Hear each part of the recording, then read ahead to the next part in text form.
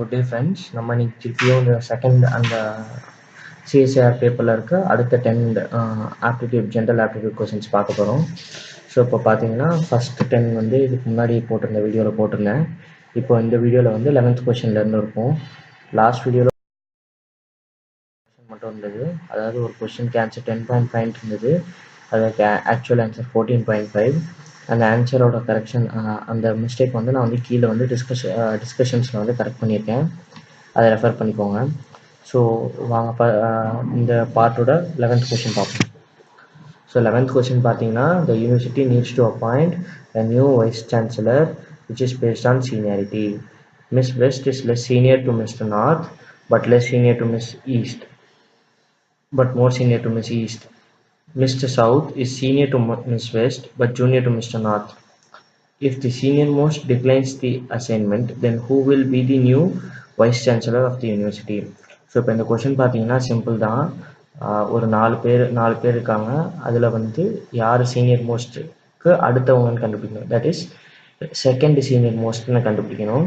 ஏன்னா இங்கே வந்து சீனியர் மோஸ்ட் டிக்ளைன் பண்ணால் யாருக்கு வேலை கிடைக்கும் தான் வந்து கேட்டிருக்காங்க. ஸோ இப்போ வந்து பார்த்தீங்கன்னா இப்போ இதை சால்வ் பண்ணணும். இது வந்து ஒரு சிம்பிளாக என்ன சால்வ் பண்ணணும்னா, ஒவ்வொரு சென்டென்ஸையும் வந்து சின்னதாக ஹிண்ட்ஸ் மாதிரி எழுதி வச்சுட்டோம்னா ஈஸியாக சால்வ் பண்ணிடலாம்.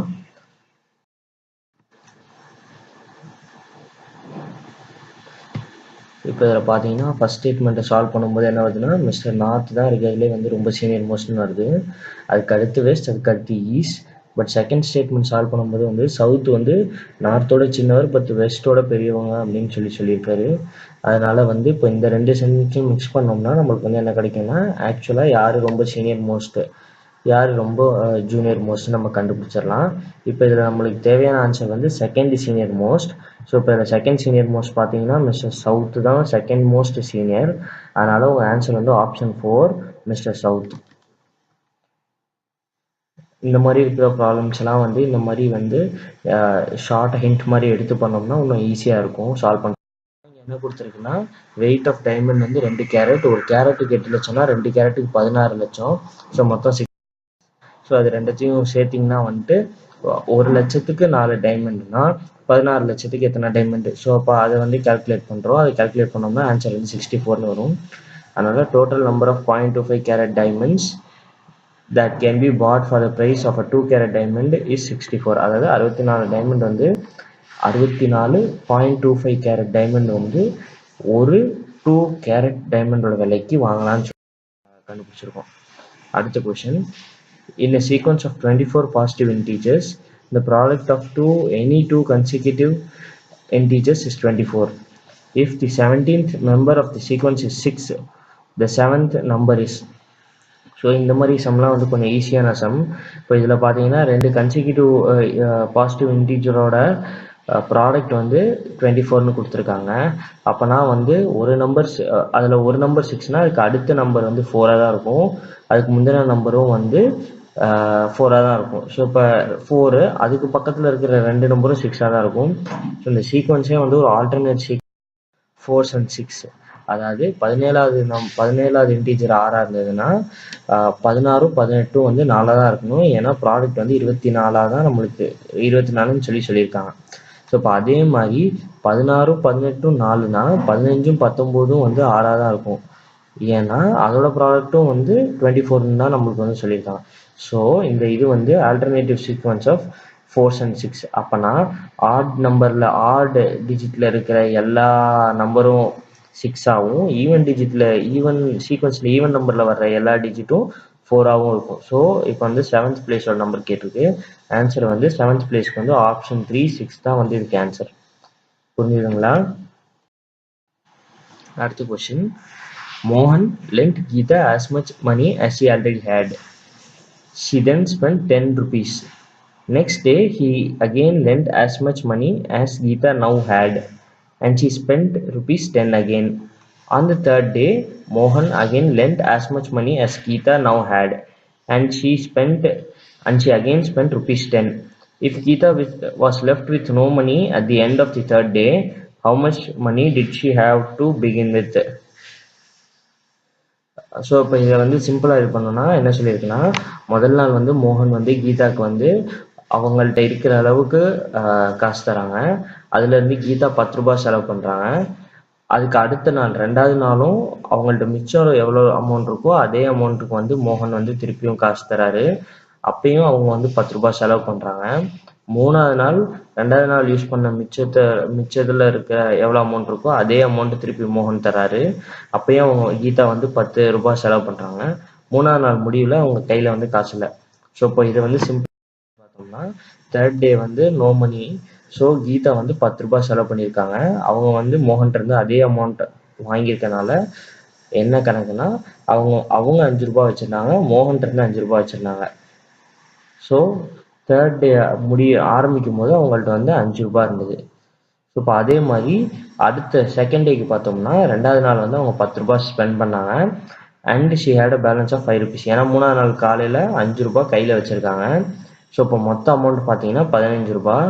15 ரூபாவை 2ஆல் வகுக்கணும். ஏன்னா வந்து அவங்க மோகன்கிட்ட இருந்து அவங்க கையில் இருந்த அதே அமௌண்ட் ஆஃப் ருபீஸ் வந்து வாங்கியிருக்காங்க. ஸோ 7.5 ருபீஸ் வந்து 2வது நாள் பிகினிங்கில் வந்து அவங்கள்ட்ட இருந்திருக்கு. முதல் நாள் பிகினிங்கில் எவ்வளோ இருந்திருக்கும் அப்படின்னு பார்த்தீங்கன்னா அன்றைக்கும் ஒரு 10 ரூபாய் செலவு பண்ணியிருக்காங்க. முதல் நாள் கடைசியில் பேலன்ஸ் 7.5 ருபீஸ் அவங்க கையில் வேறு இருக்குது. ரெண்டுத்தையும் சேர்த்தோம்னா 17.5 ருபீஸ். ஸோ இப்போ இந்த 17.5 ருபீஸில் சரி பாதி அவங்க வந்து மோகன்கிட்ட வந்து கடன் வாங்கியிருக்காங்க. ஸோ அதில் பார்த்தீங்கன்னா அமௌண்ட் வந்து 17.5 divided by 2 which is equal to 8.75. So அவங்க ஆரம்பிக்கும் போது கீதாட்ட வந்து 8.75 ருபீஸ் தான் இருந்தது. ஸோ இது எப்படி சால்வ் பண்ணணும்னு புரிஞ்சுதுங்களா? எப்பயுமே இந்த மாதிரி ப்ராப்ளம்ஸ்னால் ரிவர்ஸில் இருந்து வந்தோம்னா இன்னும் ஈஸியாக இருக்கும். முன்னாடி இருந்து முதல் நாள்லேருந்து போனோம்னா கொஞ்சம் கஷ்டமாக தான் இருக்கும். பின்னாடி இருந்து வந்தோம்னா சால்வ் பண்ணுறதுக்கு ஈஸியாக இருக்கும். அதான் ஈஸியான மெத்தட். சரி, அடுத்த கொஸ்டின் பார்ப்போம். 20%க்கு கீழே 27%ங்கிறது 20க்கு மேலே. ஸோ கடைசி ஆப்ஷன் 4 ஸ்டேட்மெண்ட், அந்த statement average marks of the student who have failed is below 20%ங்கிறது தான் வந்துட்டு ஃபால்ஸ் ஸ்டேட்மெண்ட். அதுதான் வந்து கரெக்டான ஆன்சர். சாரி, 180 டிகிரிஸ் வரணும். 3 ஆட் நம்பர் சேர்த்தோம்னா கண்டிப்பாக வந்து அது வந்து 180 டிகிரிஸ் ஆட் ஆகாது. 181 இல்லைன்னா 179 தான் வரும். ஸோ அதை பார்த்தீங்கன்னா ஒரு நம்பர் வந்து கண்டிப்பாக வந்து ஒரு ஈவன் நம்பராக தான் இருக்கணும். ஈவன் நம்பர் ப்ரைம் நம்பர் அப்படிங்கிற போது அது ஒரு ஆப்ஷனே இல்லை, 2 மட்டும்தான் அதுக்கு வந்து சூட்டபுளாக இருக்கும். ஸோ இப்போ இதில் ரெண்டு ஆங்கிள் நம்மளுக்கு வந்து தெரியும். அப்போனா 3வது ஆங்கிள் என்னன்னு சொல்லி நம்மளால் வந்து இப்போ வந்து நம்ம வந்து பார்க்கணும். ஸோ இப்போ 3வது ஆங்கிள் வந்து இப்போ நம்ம வந்து ட்ரை பண்ண போகிறோம். இப்போது so case 1, case 2, case 3, case 4 நம்ம வந்து இந்த இடத்துல வந்து கண்டுபிடிச்சிருக்கோம். அதாவது ஃபஸ்ட்டு ஆப்ஷனில் இருக்கிற ஆங்கிள், செகண்டு நம்ம கண்டுபிடிச்ச அந்த ஈவன் ஆங்கிள், அதுக்கடுத்து 180லேருந்து அதை மைனஸ் பண்ணோம். என்ன ஆங்கிளோட சேர்த்தோம்னா 180 வருது அப்படின்னு சொல்லி பார்த்துருக்கோம். ஸோ இப்போ இந்த கேஸ் 1ல் மட்டும்தான் வந்துட்டு 89 + 89 + 2 டிகிரிஸ்னு வருது. இதில் வந்து வேறு ஆங்கிள் கொண்டுட்டு வர முடியாது இந்த இடத்துல. ஏன்னா இந்த இடத்துல வேறு ஆங்கிள் கொண்டுட்டு வந்தோம்னா ட்ரையாங்கிள் வந்து ஃபார்ம் பண்ண முடியாது. ஸோ இந்த இது வந்து ஃபால்ஸ் ஆயிரும். அதே மாதிரி இந்த கேஸில் பார்த்தீங்கன்னா 99ங்கிறது வந்துட்டு ப்ரைம் நம்பர் இல்லை. அதே மாதிரி 3வது கேஸ்லையும் 4வது கேஸ்லையும் பார்த்தீங்கன்னா இந்த 2 இதுலேயும் வந்துட்டு இது வந்துட்டு ரெண்டுமே ப்ரைம் நம்பர் தான். பட் இதில் வந்து இன்னும் நிறைய கான்ஃபிகரேஷன்ஸ் வந்து பாசிபிள். அதாவது 29 டிகிரிஸும் 59 டிகிரிஸ்க்கும் 2வை தவிர வேறு ஆங்கிள் வச்சோம்னா கூட நம்மளால் வந்துட்டு ட்ரையாங்கிளை கிரியேட் பண்ண முடியும். ஸோ அதனால் இது ரெண்டும் ஆன்சர் கிடையாது. ஆப்ஷன் 1 89 டிகிரிஸ் தான் கரெக்டான ஆன்சர். அடுத்த question, water tank that is 40% empty holds 40 liters more water than when it is 40% full. How much water does it hold when it is full? அதாவது இதில் வந்து சிம்பிளாக என்ன சொல்லணும்னா, ஒரு டேங்க் வந்து 60% இருக்கும்போது 40% இருக்கிறதோட 40 லிட்டர் அதிகமாக வந்து கொள்ளுது, உள்ளே வந்து தண்ணி வந்து அதால் வந்து தேக்கி வைக்க முடியும்னு சொல்லியிருக்காங்க. அப்போனா அந்த வாட்டர் டேங்கோட ஃபுல் கெப்பாசிட்டி என்னன்னு சொல்லி கேட்டேன். ஸோ இப்போ இது சிம்பிளாக இது பண்ணோன்னா வந்துட்டு இது சால்வ் பண்ணும்போது 60% இஸ் ஈக்குவல் டு எக்ஸுங்கிறது தான் வந்து 40%ல் எத்தனை லிட்டர்ஸ் இருக்குமோ அதை தான் நம்ம எக்ஸ்ன்னு கன்சிடர் பண்ணிக்கிறோம். ஸோ இப்போ இதை வந்து இது ரெண்டத்தையும் ஆட் பண்ணோம்னா ஸோ இது ஆமாம் 40% எக்ஸ்ன்னு கன்சிடர் பண்ணுறோம், 60% வந்து எக்ஸ் ப்ளஸ் 40 கன்சிடர் பண்ணுறோம். ஸோ இப்போ இதை வந்து சப்ராக்ட் பண்ணோம்னா நமக்கு என்ன கிடைக்கும்னா வந்துட்டு 20% is equal to 40 litre. So 100% is equal to 200 litre. So டேங்கோட ஃபுல் வால்யூம் வந்து 200 litres. Therefore option 4 200 litres is the correct answer. இது சிம்பிளாக சொல்லணும்னா என்னென்னா வந்துட்டு 2 ஸ்டேட்மெண்ட் கொடுத்துருக்காங்க. ஃபர்ஸ்ட் ஸ்டேட்மெண்ட் வந்து 60%னா வந்து 40%னா வந்து எக்ஸ் லிட்டர்ஸ் ஹோல்ட் பண்ணும், 60%னா வந்து எக்ஸ் ப்ளஸ் 40 லிட்டர்ஸ் ஹோல்ட் பண்ணும். இது ரெண்டுத்தையும் சால்வ் பண்ணுறோம். அதாவது 60%லேருந்து 40% மைனஸ் பண்ணோம்னா 20% கிடைக்கும். அந்த 20% தான் வந்து 40 லிட்டர்ஸ் ஹோல்டிங். ஸோ அதனால் அந்த 20% 40 லிட்டர்ஸ் ஹோல்டிங்னா 100% வந்துட்டு 200 லிட்டர்ஸ்னு சொல்லி 5ஆல் மல்டிப்ளை பண்ணி நம்ம வந்து ஆன்சர் கண்டுபிடிக்கிறோம். How much gold and copper in grams respectively are required to make a 120 gram bar of 22 carat gold. அதாவது இப்போ மித்த இதுலலாம் வந்து நம்ம வந்து கிராம்னு சொல்லும்போது கோல்டு டைமண்டில் மட்டும் நம்ம வந்து கேரட்டில் மெஷர் பண்ணுவோம். Ultimate purity of gold is 24 carat. So இப்போ வந்து 24 கேரட்னா இது கிராம்ஸில் கன்சிடர் பண்ணும்போது 24 grams ஆஃப் கோல்டு அலோன் இருந்ததுன்னா இட் இஸ் 24 கேரட். அதாவது முழுக்க கோல்டு மட்டும் இருந்ததுன்னா அது வந்து 24 கேரட். இப்போ அதுலேயே வந்து ஒரு certain percentage of copper add பண்ணுறோம், இல்லை வேறு ஏதாவது வந்து இம்ப்யூரிட்டிஸ் ஆட் பண்ணுறோம், லைக் காப்பர், அலுமினியம், பிராஸ், இந்த மாதிரி பித்தளை, இந்த மாதிரி ஏதாவது ஆட் பண்ணோம்னா அது வந்து கேரட்டோட வேல்யூ கம்மியாகிட்டே வரும். ஸோ இப்போ இங்கே 22 கேரட்னு கேட்டிருக்கு, 120 கிராம்ஸ்னு கேட்டிருக்கு. அதாவது இதை சிம்பிளாக பார்க்கணுன்னா 22 கேரட் கோல்டு பண்ணோம்னா 22 grams of gold and 2 grams of copper. ஏன்னா இப்போ வந்து நம்ம வந்து கேரட்டுங்கிறது 24னு சொல்லி ஒரு ஹோல் நம்பரில் வச்சுருக்கோம். ஸோ இப்போ அந்த 24ங்கிற ஹோல் நம்பரை சாட்டிஸ்ஃபை பண்ணும். 22 கேரட் கோல்டுனா 22 grams of gold and 2 grams of copper. So இப்போ இதை வச்சு சால்வ் பண்ணும்போது நம்ம வந்து ஹியர் ஃபார் 120 grams என்னன்னா 120 grams of 22 carat gold is equal to 120 divided by into 22 divided by 24. ஏன் இங்கே 22 போடுறோம்னா ஒரு பார்ட்டுக்கு, அதாவது 22 கேரட் கோல்டுங்கிறது 22/24 கிராம்ஸ். ஸோ இப்போ 22/24. ஸோ இப்போ அதை வந்து 120 கிராம்ஸ்க்கு கன்வெர்ட் பண்ணுறோம். ஸோ அப்போ வந்து 120 divided by 24 into 22ன்னு கொடுக்குறோம். அதுக்கு ஆன்சர் 110 கிராம்ஸ்னு வருது. இப்போ 120 கிராம்ஸில் 110 கிராம்ஸ் வந்துட்டு கோல்டுனா மீதி 10 கிராம் வந்து copper. So option 3 110 and 10 gram is the right answer. தான் ஆன்சர்னு பார்த்தீங்கன்னா இந்த இது வந்து மிரர் இமேஜாக இருக்குது. அதாவது எந்த சைடு மேலே இருக்கோ அதுக்கு ஆப்போசிட் சைடில் மேலே இருக்குது, எந்த சைடு கீழே இருக்கோ அதுக்கு ஆப்போசிட் சைடில் கீழே இருக்குது.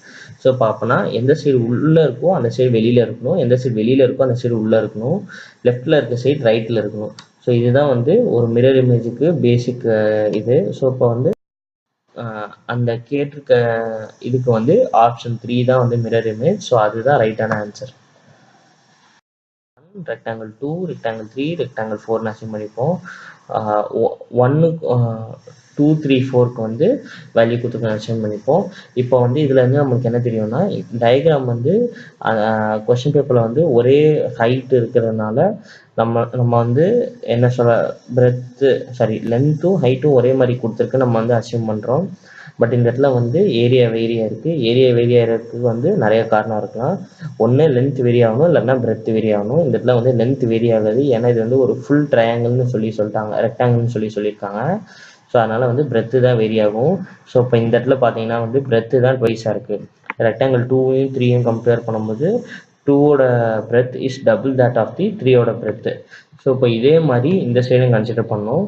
லென்த் அதே லென்த் இருக்குது, பிரெத் மட்டும் ட்வைஸாக இருக்குது. ஸோ ஏரியா வந்து length into breadth, length into breadth of first triangle is equal to length into breadth into 2 of fourth triangle. So அதனால் fourth triangle breadth பார்த்தோம், length into breadth பார்த்தீங்கன்னா 12னு கொடுத்துருக்கு, into 2 20. So அதனால் மேலே இருக்க அந்த எம்டி ட்ரையாங்கிளோட ஏரியா வந்து 24. பட் நம்மளை என்ன கேட்டிருக்கீங்க, total area of the rectangle. So total area பார்த்தீங்கன்னா 24 + 8 + 4 + 12. So which is equal to 48. Therefore option 2 48 is the correct answer. So இதே மாதிரி அடுத்த இன்னும் கொஞ்சம் ஆப்டிடியூட் கொஷின்ஸோட கூடி சீக்கிரம் வெயிட் பண்ணலாம். Please subscribe to our channel. Thank you.